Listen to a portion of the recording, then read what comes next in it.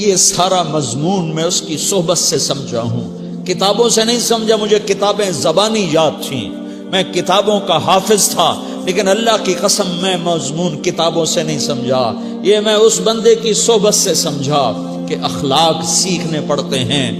اخلاق سیکھنے کی چیز ہے، یہ پڑھنے سے نہیں آتے، یہ پڑھانے سے نہیں آتے۔ ممکن ہے بخاری پڑھانے والا بد اخلاقی کے انتہا پر ہو، بخاری پڑھنے والا بد اخلاقی کے انتہا پر ہو، کہ یہ چیز پڑھنے سے نہیں آتی، سیکھنے سے آتی ہے۔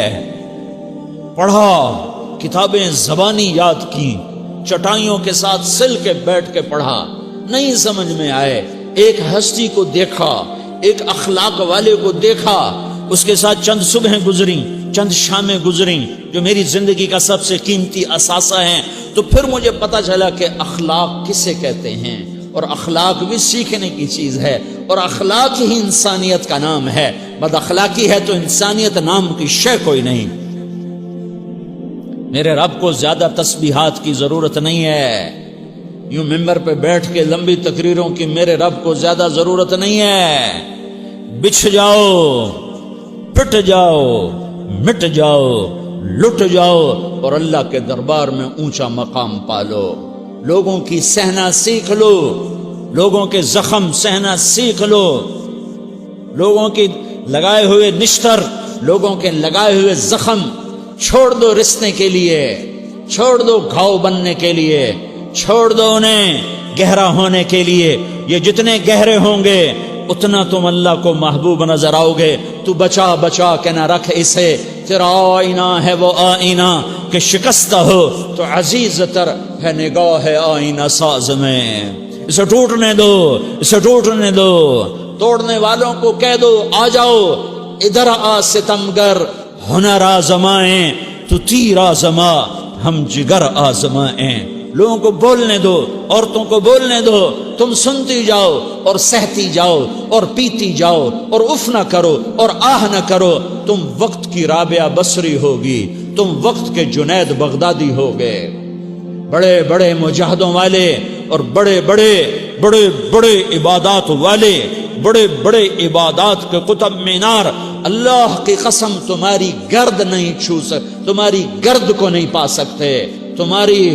تمہیں پہنچنا تو کہاں ہے، تمہاری گرد کو بھی نہیں پہنچ سکتے ہیں۔ اگر تم اپنے اخلاق قابو کر لو، اپنی زبان پہ قابو کر لو، لوگوں کی دل آزاری پہ چپ رہنا سیکھ لو، لوگوں کی تکلیف پر چپ رہنا سیکھ لو، اور لوگوں کی بدتمیزی پر چپ رہنا سیکھ لو، اور برے سے اچھا بننا سیکھ لو، برے کے سامنے مسکرانا سیکھ لو، تانے سن کر بھی مسکرانا سیکھ لو، تو تمہیں زیادہ نفلوں کی ضرورت نہیں پڑے گی، تمہیں لمبی لمبی تہجد کی ضرورت نہیں پڑے گی۔ تم وہاں پہنچو گے جہاں کوئی نہ پہنچ سکے گا، تم ادھر جاؤ گے جہاں کوئی نہ جا سکے گا، تمہارے مقامات کو کوئی پا نہ سکے گا آخرت میں، نہ دنیا میں نہ آخرت میں۔